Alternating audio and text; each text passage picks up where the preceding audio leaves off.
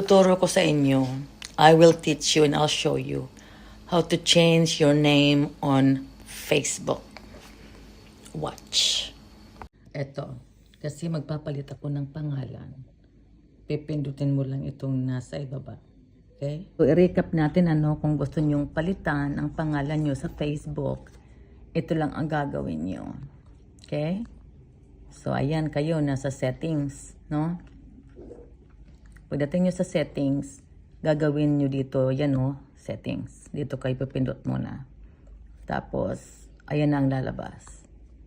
Shortcut privacy. Pagdating nyo dito sa privacy na ito, ayan na yung update your personal information. Ayan na. Palitan nyo na kung anong gusto dyan.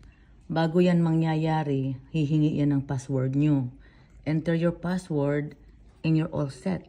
It's very simple as that.